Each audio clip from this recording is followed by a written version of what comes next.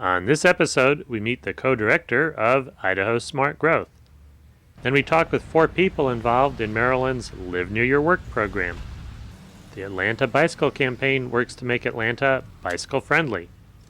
And finally, we visit the Milwaukee Art Museum and its distinctive pedestrian bridge. Stay tuned.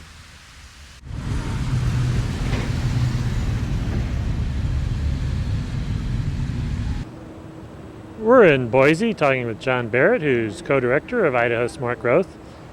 What is Idaho Smart Growth? We're a nonprofit organization. We've been around for about 4 years. We were formed by a group of residents of the state, and we are actively engaging the people of Idaho in activities such as educational forums and so forth that encourage and promote sustainable development. Smart growth, sustainable development, what are we talking about? We're talking about accommodating new population growth and the development that brings in a way that protects the health of our downtowns, the walkability of our neighborhoods, and improves upon them, and also protects important green space and farmland around and in our communities. How are those issues in Boise differ from other places in the country? What would make you different than many other places? Well, a couple things.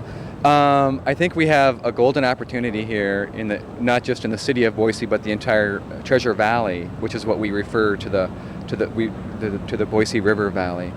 All of the communities have their own unique character. You still know where the edge of one community is and where the next community starts. And the neighborhoods are very walkable. That has been true at least up until the 1990s. Beginning in the early 90s, we started having a tremendous growth in the valley, and some of our communities are beginning to lose some of that character. And the communities are starting to if you will, merge into one another where you can't distinguish one from the next. The other thing I would say is that we have another golden opportunity. The first golden opportunity is that we're still very young in our growth, that we can avoid some of the negative consequences of growth that other regions have already experienced, kind of like our big brothers, you might say, like Salt Lake City and Denver and Las Vegas, places like that. Our second golden opportunity is that we have a rail line that goes right through the middle of our valley. And if you were a designer, transportation planner and designer, and you wanted to take a map and draw with an ink pen the ideal location for a rail line that could be used for transportation, you would draw it exactly where this one is located. It's 18 miles long. It goes through the entire valley, and some of it is in private ownership. In fact, the majority of it is in private ownership. The railroad owns it, and a small piece of it has now been preserved for public use, primarily with the leadership from the city of Boise. So we have a golden opportunity to preserve the entire length of the corridor, and so that it is available to us as an option for the future. Now, when you're working on some of these issues, there are other organizations in the region, I'm sure. How do you coordinate and work with other organizations where your interests might overlap? We're working with organizations, and I think I know what you're speaking of, such as the Boise Chamber of Commerce, our metropolitan planning organization called Compass, the State Transportation Department, organizations that are concerned about the needs of the low income and people of color. We work with all of those very well. We've built a certain amount of trustworthiness and credibility, and we have shown the ability to work with a lot of organizations from different interests, and I think more importantly, served as a convener or we help bring a lot of organizations and agencies together to work on growth issues that do not have a good track record of working together in the past, if they have worked together at all in the past.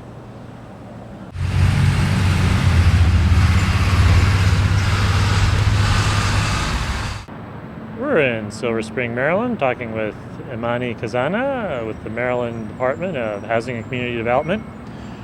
What do you do for the department? Well, I'm an urban planner, and I am a liaison for the Live Near Your Work program. What is the Live Near Your Work program? Well, it's a very unique program. I believe it is the first of its kind in the country that is operated by the state. It's a partnership between the state, local jurisdictions, and employers to create incentives for employees to buy homes in older revitalization areas near their workplaces. What sort of incentives are you able to provide? A cash incentive, actually. The employer provides $1,000, the state provides $1,000, and the local jurisdiction provides $1,000, which then equals a $3,000 cash grant to the employees who are willing to participate and buy homes close to their workplace. Now, what sort of areas do you select for this? Where are you trying to get people to live? Well, by virtue of the Governor's Smart Growth Program, which is an effort to direct attention and resources to older areas of our state, areas that we call revitalization areas and priority funding areas that have been defined, by the way, by the local jurisdictions. It's not dictated to by the state, but in cooperation with the local jurisdictions. We have, over the past 4 years, defined what those proper revitalization areas ought to be and where we would like to direct employees to live. Now, what are the benefits to the state and localities and employees by a program like this? Well, the state and the local jurisdictions are clearly trying to see increased home ownership rates, stronger neighborhoods, less traffic out on the roads, less of an instance of people moving out and creating sprawl situations in the state, which is a very costly from a tax perspective. We're trying to, accomplish many things with this program. Now, for the employees, there are a lot of benefits, including cutting down on their commute time, spending more time at home, greater tax benefits with internal revenue and their income tax returns. They can spend more money on themselves and on their families as opposed to in the car driving back and forth to work. And they're helping the neighborhoods get stronger at the same time. How big is the program now? Well, the program's been in existence for 3 years, and we've made about 100 grants each year over those 3 years. So we've done over 300 grants to over 300 home buyers at this point. And we're growing a little bit every year, and we hope that it will get much bigger before it's over.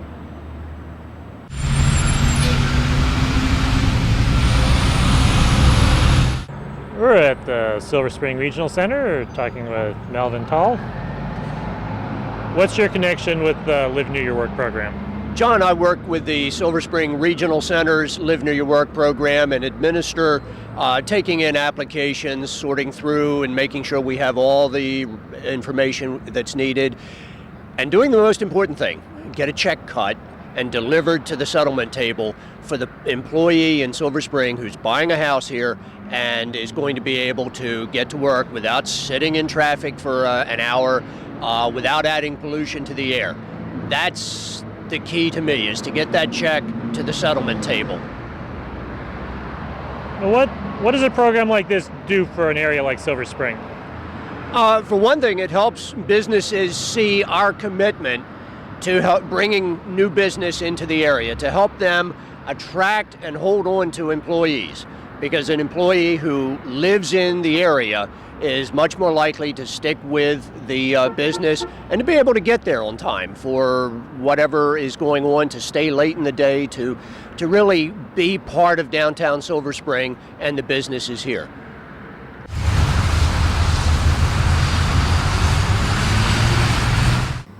We're in Silver Spring, Maryland, talking with Barbara Henry with Discovery Communications.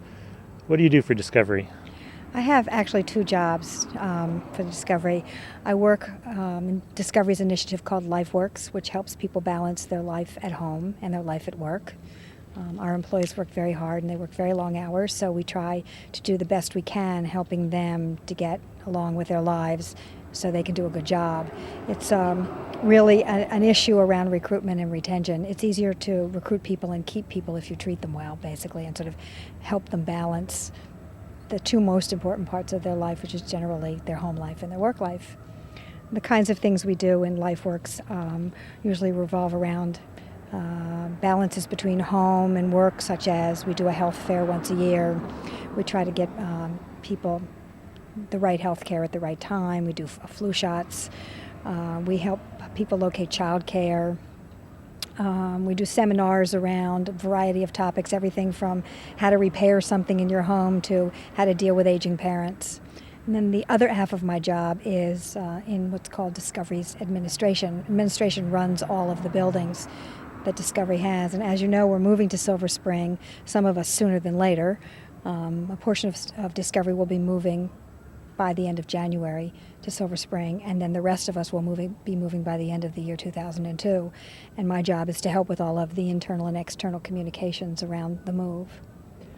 How does the Live Near Your Work program fit into these things you're doing? Well, interestingly, it fits into both of those areas. It fits into LifeWorks because obviously people are interested in shortening their commutes, being ecologically mindful, and also they're obviously interested in an economic benefit when they're buying a home. And it fits into the piece around administration because we are moving to Silver Spring, and it's sort of an incentive for people to be closer to their work. And it helps people make the transition around a move.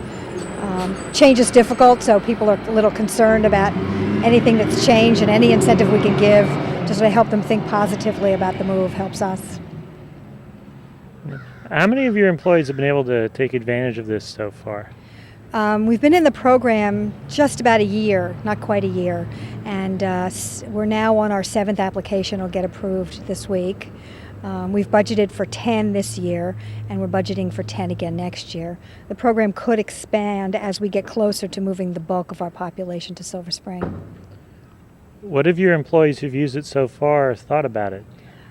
Frankly, when they find out about it, they're stunned. I mean, generally the calls I get are, I heard about this program, or I read about this program on the electronic bulletin board. Does this mean what I think it means? I think people are really sort of in shock that anyone would give them $3,000 towards moving. It's a wonderful little sort of partnership among the state, the county, and Discovery. We're all equal partners in this, and so it helps to sell it internally when the company's not carrying the burden entirely, and employees love it. They just think it's pretty much unbelievable, and it is pretty much unbelievable if you think about it. I mean, where else can you work that you're going to get $3,000 towards your settlement costs?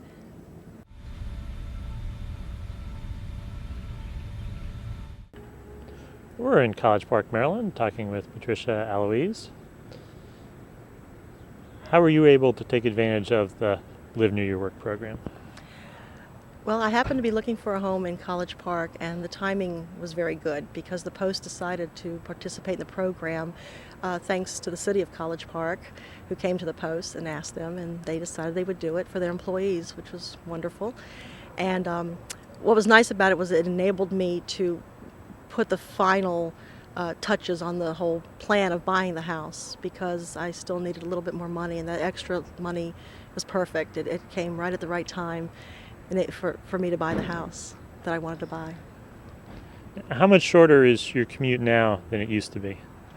I guess 15 minutes. I wasn't real far away before, but now I can be here like in 2 minutes. What difference does it make to you and your family to be closer like this?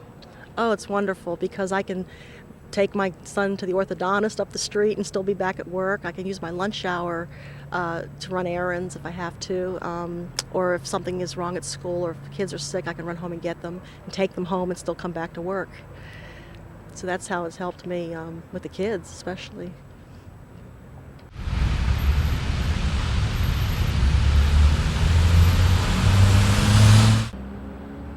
We're talking with Dennis Hoffarth, who is Executive Director of the Atlanta Bicycle Campaign. What is the campaign? The campaign is an advocacy organization, a grassroots citizen organization trying to make Atlanta more bicycle friendly, basically. And what areas do you work on? Well, we're working in 3 different areas, trying to get more safer bicycle facilities on the roadways of Atlanta, and Lord knows we need a lot of that. We're also trying to just get more people cycling. We call it our Butts on Bike program, just encouraging more people to get out and ride. And of course we feel like better facilities will help that.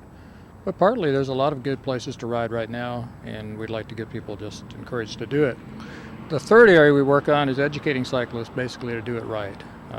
Do it safely, learn to work with traffic, and to do it legally. Let's work backwards here. When you're educating cyclists, what do cyclists tend to do wrong the bad habits you're trying to break? Well, some of them are just breaking the rules, breaking the laws, the rules of the road, running red lights or not yielding, etc. But some of it's just knowing where to be in the road. There's some basic skills to learning to work with traffic, to position yourself in the roadway so that you are really communicating with drivers without saying a word. You're letting them know what you're planning to do, because you can't speak to them, and you can do it without using the single-digit signals as well. Good hand signals that actually work, as well as road positioning to let the driver know what you're going to do. Some of those things are very intuitive, and other things you just have to learn by going by what has actually worked out there and what the experts have found to work. So we teach a nationally recognized course called Effective Cycling through the League of American Bicyclists. We really believe in this. We think it's a very strong motivator for cyclists to feel more confident and competent on the roadways. And you're encouraging cyclists to get out, perhaps even beginning cyclists. Yeah. What sort of things can you do there? Well, we do events where we encourage them, give them incentives to get out and bike to work one day, or we'll have like bike to the grocery store day or something like that. Big rallies, lots of fun, but with a serious side to it. And of course we use the class as a motivator as well. So all these 3 programs that we have tie in together. So if we have a class, oftentimes that motivates the cyclist to ride more because they feel more confident. We have a lot of novice cyclists that have never ridden in traffic, take this class, and they are out there on the road feeling confident. So we're real encouraged by that. But of course Atlanta is not one of your best cities to ride in, so it's discouraging for many cyclists. We feel like in order to have really large amounts of cyclists for transportation and to keep the recreation option open, we just need better facilities. Which is the first thing you brought up. What sort of facilities are you looking at? Well, basically, the main problem is there's not enough room on the road for the motorists and cyclists to share the road.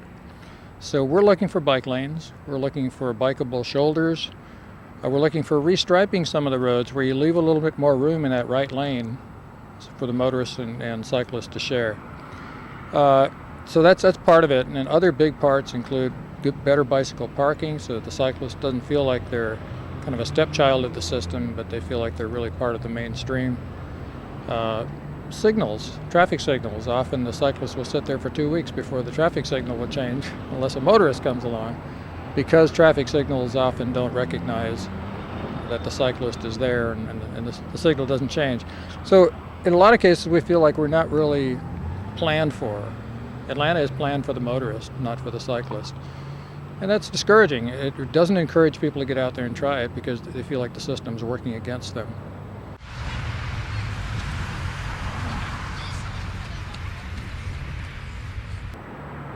We're in Milwaukee talking with David Kaler of Kaler Slater Architects. What's this building behind us? This is the new addition to the Milwaukee Art Museum, which was designed by Santiago Calatrava, and my firm, Kaler Slater Architects, were the architects of record who worked in association with him to complete the project. What's the concept behind the building? The concept of the building is quite simple. The Art Museum has gone through a series of changes over the past 40 years. Back in 1955, Eero Saarinen designed the War Memorial building, which is a high building in the background to the left. It looks like a bird perched up on top of a base. That particular building was built in 1955 and contained a small art museum gallery. That wasn't sufficient.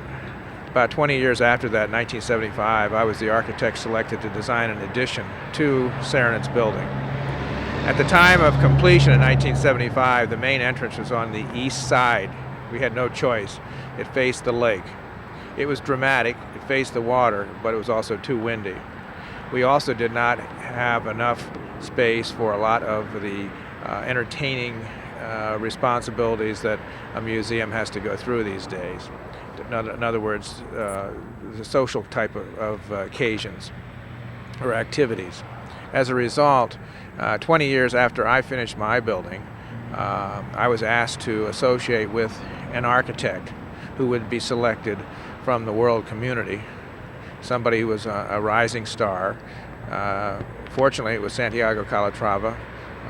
We got along well with each other. We respected each other's work, and it worked out extremely well.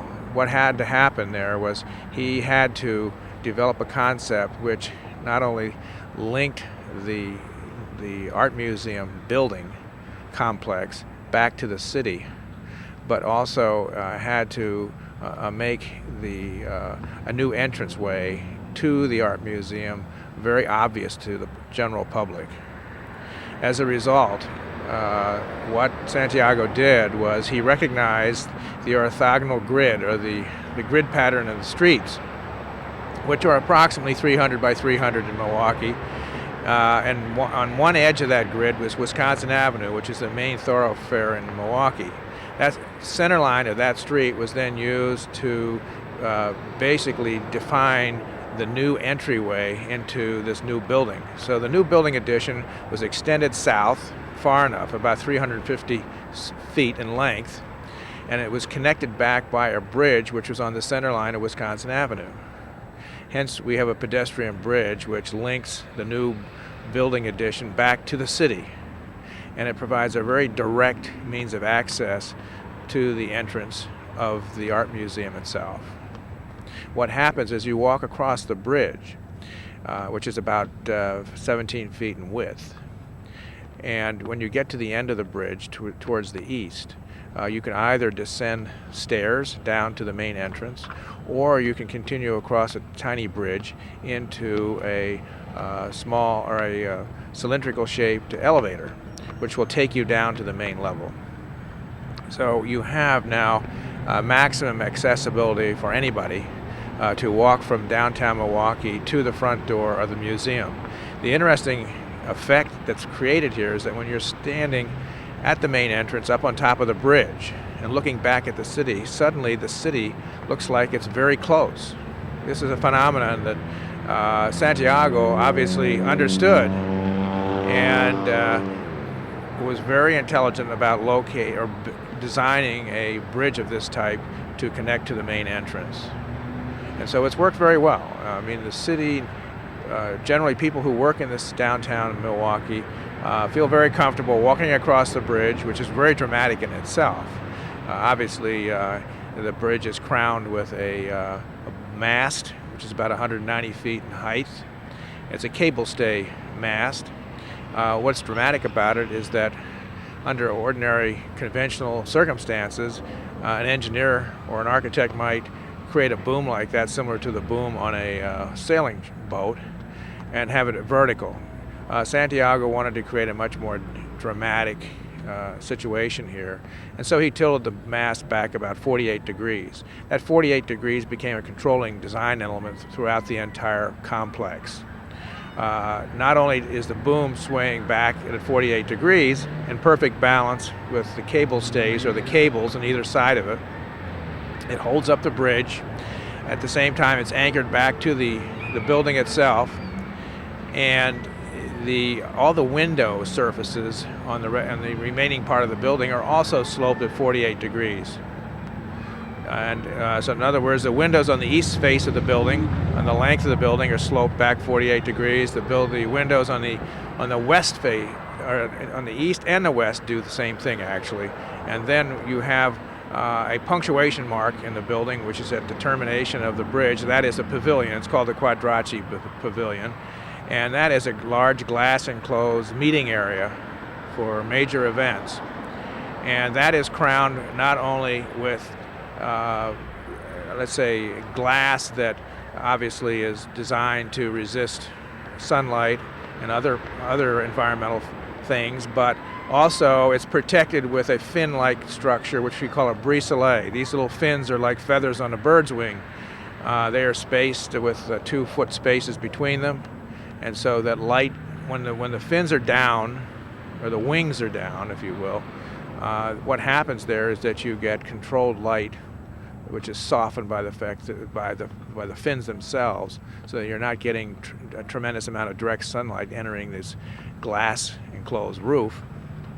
And there are times, for instance, when the sun is not a problem, and you want, for dramatic effect, you can lift the wings. It takes about 4 minutes to lift the wings, and they make a major statement. They have become an icon representing the art museum, or actually more than that, it's an icon for the city of Milwaukee. So when you think about all these dramatic gestures, they've all been coordinated in such a way that they're all linked together by the main axis of Wisconsin Avenue, the need for a major front door to the museum, and also to design a structure which is a direct extension of the downtown grid pattern. All those things are called into play and create a very monumental, dramatic project. Visit us on the internet at www.pedestrians.org.